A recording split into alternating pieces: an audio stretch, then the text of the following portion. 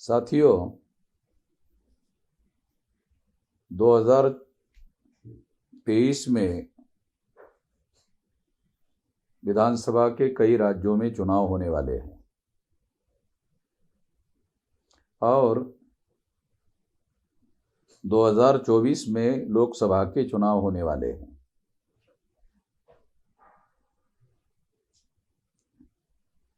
इस चुनाव में दोबारा ईवीएम का यूज और मिसयूज होने वाला है। मैं यकीन के साथ, विश्वास के साथ ये कहता हूं कि ये यूज और मिसयूज होने वाला है। इसलिए ईवीएम से होने वाले चुनाव को भारत में वास्तविक चुनाव नहीं माने जा सकते। ईवीएम मशीन के द्वारा जो रिजल्ट निकाले जाते हैं वो रिजल्ट भारतीय प्रजा के वास्तविक इच्छा का प्रतिनिधित्व नहीं करते, वास्तविक ओपिनियन का प्रतिनिधित्व नहीं करते। उदाहरण के लिए सबसे बड़ी बात मैं आपको बताना चाहता हूं कि 2019 के चुनाव में नरेंद्र मोदी के चुनाव क्षेत्र में वाराणसी में 1,86,000 वोट ज्यादा निकला। नमूने के तौर पर अगर इस बात को हम लोग ग्रहण करते हैं तो ये प्रमाणित हो जाता है, ये सिद्ध हो जाता है कि ईवीएम में घोटाला करके चुनाव हो रहे हैं।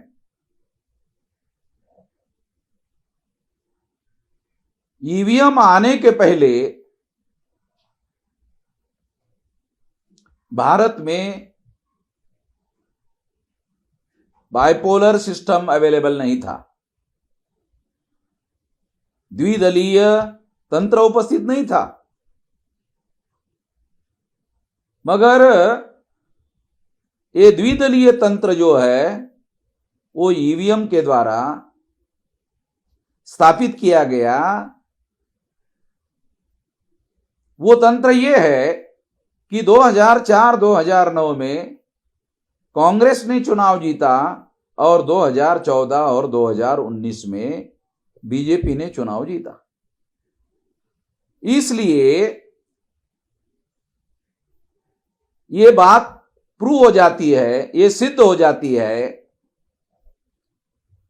कि ईवीएम की वजह से दो दलीय सिस्टम जो है सामने आ रहा है, जो 2000 तक उपलब्ध नहीं था।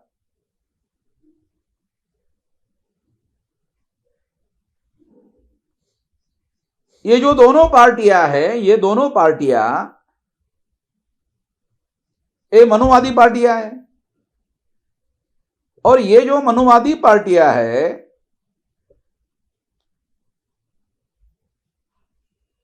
उसके नियंत्रण में है। ये मनुवादी लोगों के नियंत्रण में ये पार्टियां चल रही है, उन्हीं के लोगों के द्वारा ये बनाई हुई पार्टियां हैं। कुछ दिन पहले पार्लियामेंट में अमित शाह ने यह कहा कि हमारे भारतीय जनता पार्टी ने एक ओबीसी के आदमी को देश का प्रधानमंत्री बनाया। 29% ओबीसी के प्रतिनिधि हमारे हैं। यदि 29 मिनिस्टर है, ऐसा वो कहते हैं।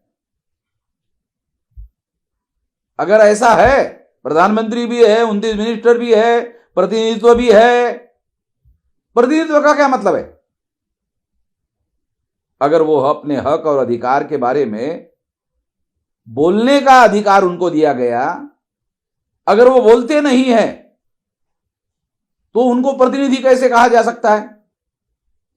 सबूत के तौर पर मैं बताना चाहता हूं कि ओबीसी की जातीय आधारित गिनती का मुद्दा है। अगर मान लो प्रमाणशील न्याय देने का सिद्धांत लागू करना है, लोकतंत्र है, प्रोपोर्शनेट रिप्रेजेंटेशन देने का मामला है।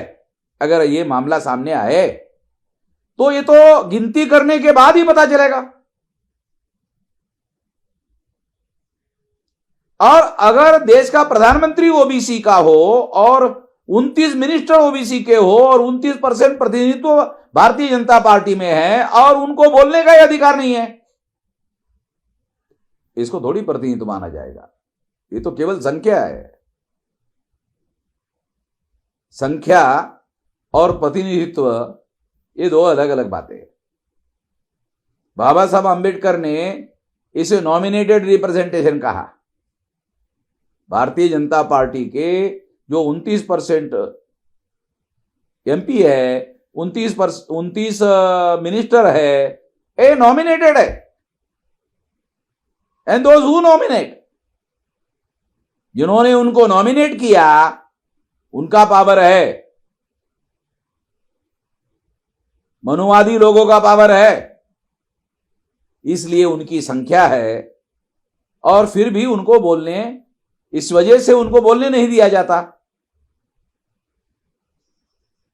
जब बोलने नहीं दिया जाता तो क्या मतलब है? तो मैं ये कहना चाहता हूं कि नॉमिनेटेड रिप्रेजेंटेशन, पहले से ही नॉमिनेटेड रिप्रेजेंटेशन था। ईवीएम मशीन के द्वारा वोटों की चोरी करने का कार्यक्रम शुरू किया गया। ईवीएम मशीन के द्वारा पहले से निर्धारित कर दिया जाता है किसको चुनना है, किसको नहीं चुनना है।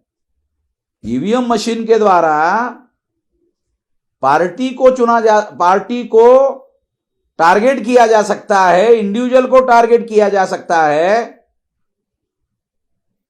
और टारगेट करके चुनाव में जितवाया और हरवाया जा सकता है। और ऐसे बहुत सारे एविडेंसेस है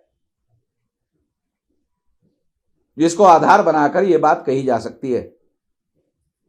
इसलिए हम लोगों ने यह निर्णय किया 26 नवंबर को दिल्ली में